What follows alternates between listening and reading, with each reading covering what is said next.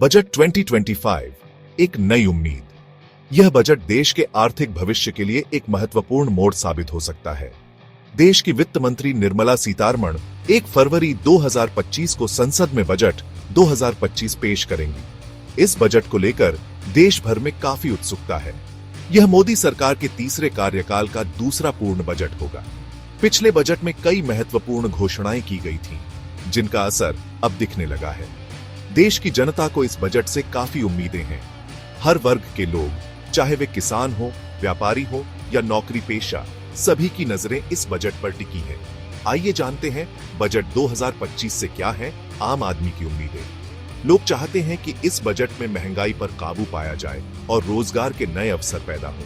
यह बजट कई मायनों में खास होने वाला है। सरकार की कोशिश होगी कि वह देश की आर्थिक स्थिति को और मजबूत बनाए। दुनिया भर में मंदी की आहट के बीच भारत की अर्थव्यवस्था कैसे रफ्तार पकड़ती है, यह देखना होगा।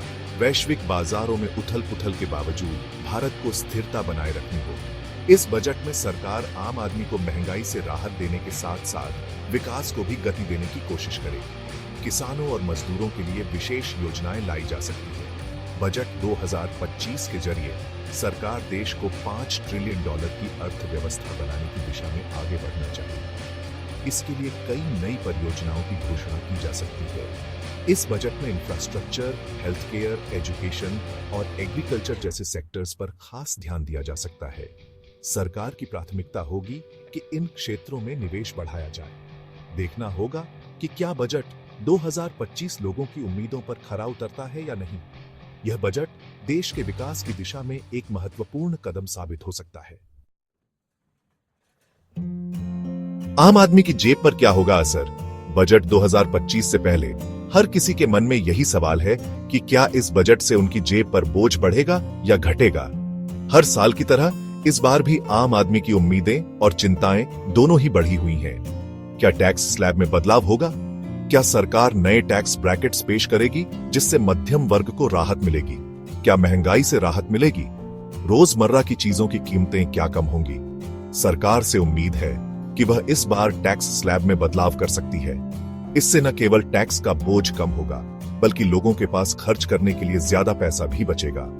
इससे आम आदमी के हाथ में ज्यादा पैसा आएगा और खरीदारी बढ़ेगी, बाजार में मांग बढ़ेगी और अर्थव्यवस्था को भी फायदा होगा।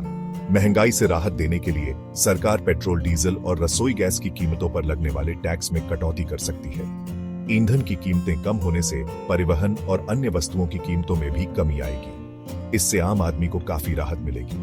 लोग अपनी बचत को अन्य जरूरी चीजों पर खर्च कर सकेंगे और जीवन स्तर में सुधार होगा। कुल मिलाकर बजट 2025 आम आदमी के लिए काफी अहम साबित होने वाला है।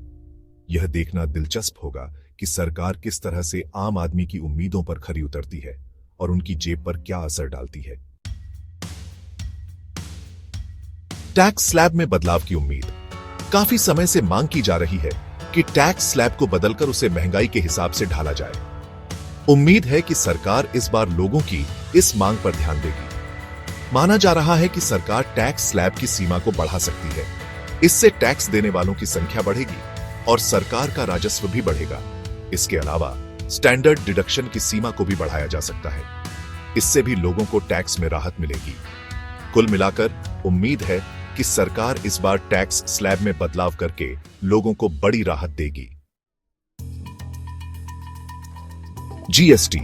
क्या सस्ता होगा खाना पीना? जीएसटी लागू होने के बाद से ही कई सामानों और सेवाओं की कीमतें बढ़ गई हैं। कई लोग इस बात से परेशान हैं कि रोजमर्रा की चीजें अब पहले से महंगी हो गई हैं। बाजार में खरीदारी करते समय लोगों को अपनी जेब पर ज्यादा बोझ महसूस हो रहा है। उम्मीद है कि सरकार इस बार जीएसटी के दायरे में आने वाले कुछ सामानों और सेवाओं पर टैक्स घटाएगी। सरकार के इस कदम से आम जनता को राहत मिल सकती है।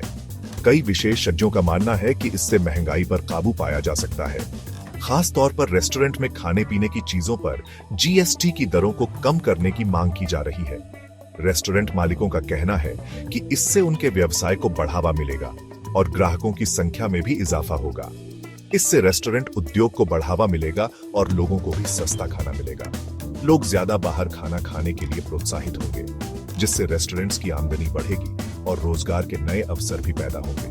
इसके अलावा कुछ जरूरी चीजों को जीएसटी के दायरे से बाहर भी किया जा सकता है, जैसे कि दूध, दाल, चावल जैसी रोजमर्रा की चीजें। इससे लोगों को अपनी दैनिक जरूरतों को पूरा करने में आसानी होगी और उनकी आर्थिक स्थिति में सुधार होगा। इससे आम आदमी को महंगाई से राहत मिलेगी, लोग ज्यादा खुशहाल और संतुष्ट महसूस करेंगे, बाजार में भी रौनक बढ़ेगी और व्यापारियों को भी फायदा होगा। कुल मिलाकर जीएसटी में बदलाव करके सरकार महंगाई को कम करने की कोशिश कर सकती है। यह कदम देश की अर्थव्यवस्था को भी मजबूती देगा और लोगों के जीवन स्तर में सुधार लाएगा। किसी भी देश की तरक्की के लिए इंफ्रास्ट्रक्चर का मजबूत होना बहुत जरूरी है। उम्मीद है कि सरकार बजट 2025 में इंफ्रास्ट्रक्चर पर खास ध्यान देगी। सड़क, रेल, हवाई अड्डे और बंदरगाह जैसे इंफ्रास्ट्रक्चर प्रोजेक्ट्स में सरकार बड़ा निवेश कर सकती है। इससे रोजगार के नए अवसर पैदा होंगे और अर्थव्यवस्था को गति मिलेगी। डिजिटल इंडिया मिशन को आगे बढ़ाते हुए सरकार डिजिटल इंफ्रास्ट्रक्चर को मजबूत बनाने पर भी ध्यान देगी। इससे ग्रामीण इलाकों तक इंटरनेट और अन्य डिजिटल सेवाओं की पहुंच बढ़ेगी। कुल मिलाकर इंफ्रास्ट्रक्चर पर फोकस करके सरकार विकास को गति देने की कोशिश करेगी। सेक्शन 6, हेल्थ और वेलनेस पर सरकार की नजर। Governments focus on health and wellness. Corona महामारी ने यह साबित कर दिया है कि स्वास्थ्य सेवाओं का मजबूत होना कितना जरूरी है। उम्मीद है कि सरकार बजट 2025 में हेल्थ केयर सेक्टर के लिए बजट में इजाफा करेगी। सरकारी अस्पतालों में सुविधाओं को बेहतर बनाने, नए अस्पताल बनाने और डॉक्टरों की संख्या बढ़ाने पर ध्यान दिया जा सकता है। इसके अलावा हेल्थ इंश्योरेंस को भी बढ़ावा दिया जा सकता है। वेलनेस को बढ़ावा देने के लिए योग, ध्यान और आयुर्वेद को भी प्रोत्साहन दिया जा सकता है। कुल मिलाकर हेल्थ और वेलनेस पर ध्यान देकर सरकार लोगों को स्वस्थ रखने की कोशिश करेगी। सेक्शन 7, स्टार्टअप्स और एमएसएमई को मिलेगा सहारा। Will startups and MSMEs get support? Startups और एमएसएमई देश की अर्थव्यवस्था की रीढ़ है। उम्मीद है कि सरकार इन सेक्टर्स को बढ़ावा देने के लिए बजट में कुछ खास प्रावधान करेगी।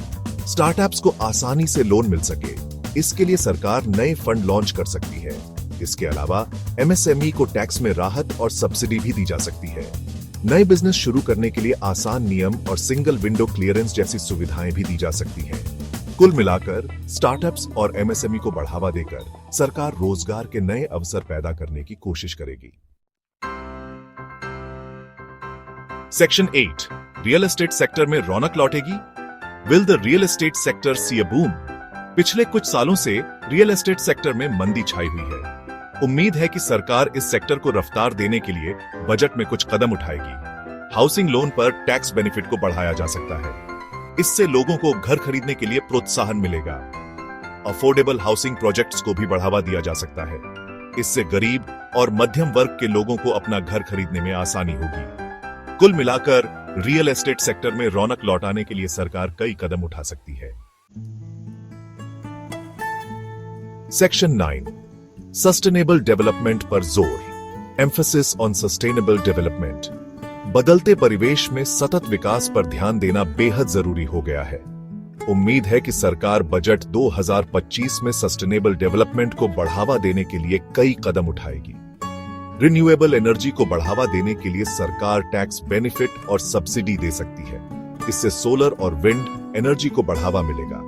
इलेक्ट्रिक वाहनों को अपनाने के लिए भी सरकार प्रोत्साहन दे सकती है। इससे प्रदूषण कम होगा और पर्यावरण को फायदा होगा। कुल मिलाकर सस्टेनेबल डेवलपमेंट पर ध्यान देकर सरकार एक स्वच्छ और हरा भरा भारत बनाने की कोशिश करेगी।